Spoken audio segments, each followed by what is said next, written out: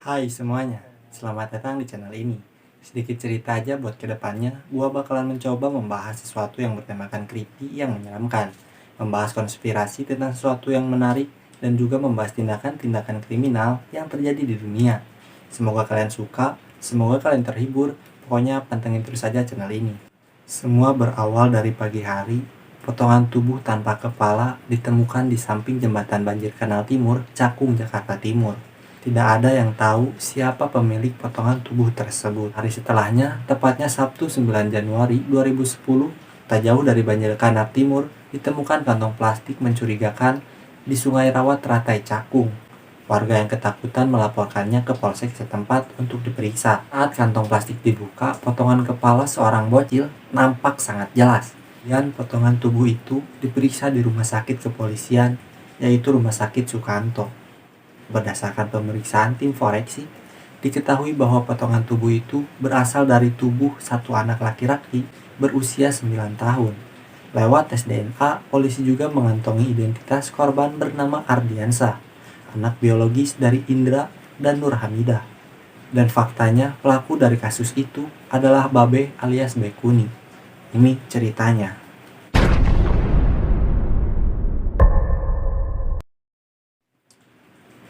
Babe lahir di Magelang, Jawa Tengah tahun 1961. Babe terlahir dari pasangan petani-petani miskin. Masa kecilnya memang tidak bahagia, selalu diolok-olok oleh teman sekolah. Pada usia yang masih sangat belia, yaitu sekitar 12 tahun, dia memutuskan untuk merantau ke Jakarta. Perantauan, si Babe menggelandang di lapangan Benteng Jakarta Pusat. Untuk mengisi perutnya, sehari-hari dia mencari uang dengan mengamen. Baekuni mengalami hampir semua kekejaman di jalanan. Babe pernah dipalak, dipukuli, bahkan sampai disodomi oleh para preman jalanan. Setelah itu, Babe bertemu dengan seorang pria bernama Cuk Saputra. Dia kemudian dibawa ke Kuningan, Jawa Barat, dan dia diminta untuk memelihara kerbau milik Cuk Saputra. Di Kuningan itulah dia bersua alias bertemu dengan jodohnya, seorang wanita yang sangat dia cintai. Singkat cerita, Baekuni menikah di umur 21 tahun, tapi jiwa dan raganya dipenjara oleh trauma. Fakta yang beredar, Baekuni mengaku tidak pernah melakukan hubungan layaknya suami istri. Singkat cerita, wanita yang dicintainya itu meninggal dunia. Ditinggal mati oleh sang istri, Babe kemudian kembali lagi ke ibu kota, menjajah lagi Jakarta yang sangat sulit. Dia memulai hidupnya di kawasan terminal Pulau Gadung, menjadi penjual cangcimen kecil yang banyak memelihara anak-anak. Maksud memelihara anak-anak di sini, Babe adalah satu-satunya orang yang peduli terhadap anak-anak jalanan yang kurang beruntung.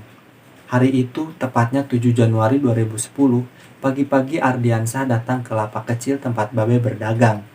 Ardiansah datang hanya untuk menyapa karena kebetulan ia sudah lama tidak mampir main ke tempat Babe.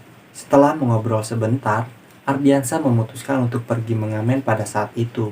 Hingga siang hari, dia pun kembali lagi ke tempat Babe. Saat kembali, Ardiansah langsung dipangku oleh Babe.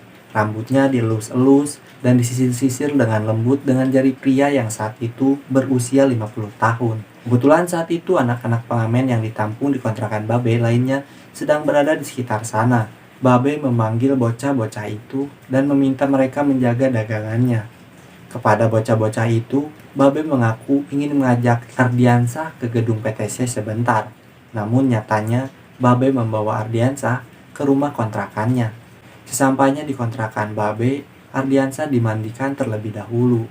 Babe kemudian membuatkan mie instan dan teh manis untuk Ardiansah. Sementara Ardiansah makan siang, Babe duduk dan menonton televisi dengan santai. Setelah selesai makan, Ardiansah lalu berdiri di samping tempat tidur. Babe yang melihatnya lalu ikut berdiri dan mengunci pintu. Babe kemudian mengajak bocah yang belum genap 10 tahun itu berhubungan badan. Namun Ardi tentunya menolak. Marah karena penolakan dari Ardi, Babe mengambil tali rafia yang ada di bawah rak baju. Dan ia langsung menjerat leher Ardiansah dari belakang. Lalu tali tersebut Babe pegang dengan erat dengan tangan kiri, sedangkan tangan kanannya mendorong dan menekan kepala Ardiansah. 5 menit kemudian tubuh Ardiansah jatuh lemas. Bocah pengamen itu tewas kehabisan oksigen. Melihat Ardiansah sudah tewas, Babe lalu membawa tubuhnya ke kamar dan meletakkannya di atas kasur dalam posisi tengkurap. Babe lalu melepas semua pakaian Ardiansah, lalu mencabuli tubuh Ardiansah yang sudah tidak bernyawa. Lalu Babe sempat kembali ke tempatnya berdagang di depan PTC. Di sana, Babe mengaku kepada bocah-bocah itu kedatangan tamu dari Tangerang. Lalu bocah-bocah itu diminta untuk menjaga dagangan Babe sedikit lebih lama. Nyatanya, Babe kembali ke kontrakannya untuk membereskan mayat Ardi. Dengan sebilah golok, ia memotong tubuh Ardi menjadi 4 bagian. Potongan-potongan tubuh Ardi lalu dimasukkan ke kantong plastik ukuran besar, yang kemudian disimpan ke dalam dus bekas air mineral. Sementara itu, kepala Ardi dibungkus dengan kaos dan dimasukkan ke kantong plastik putih. Setelah rapi, Babe lalu kembali ke PTC untuk menjemput dagangannya. Dia baru kembali ke rumah pukul 9 malam bersama anak-anak itu. Saat itu, kardus dan kantong berisi potongan tubuh Ardi belum dibuang dan hanya diletakkan di bawah meja di luar rumah. Pada saat itu, tepatnya pada Jumat 8 Januari 2010, sekitar jam 3 pagi, Babe diam-diam keluar rumah untuk membuang tubuh Ardi. Bungkusan berisi kepala Ardi diletakkan di pinggir jembatan Warung Jengkol, Pulau Gadung. Sedangkan kardus berisi potongan tubuh Ardi dibawa ke Cakung untuk dibuang di dekat jembatan banjir Kanal Timur. 2 jam kemudian, saksi bernama Abdi Alfri menemukan kardus berisi potongan tubuh Ardi. Kemudian, polisi berhasil mengidentifikasinya dengan cepat. Polisi langsung meringkus Babe pada Sabtu 9 Januari 2010 pukul 3 pagi di kontrakannya. Faktanya, belakangan ini tidak cuma seks yang menyimpang. Babe juga membunuh 7 orang anak, 3 korban dimutilasi, dan 4 korban pembunuhan biasa. Semua kasus pembunuhan yang dilakukan oleh Babe polanya selalu sama. Bila mereka menolak, mereka akan diikat oleh tali rapia. Setelah mati barulah berhubungan seks dengan korban. Lalu mereka dimutilasi untuk menghilangkan jejak. 10 anak yang sudah terungkap menjadi korban sodomi dan pembunuhan Babe.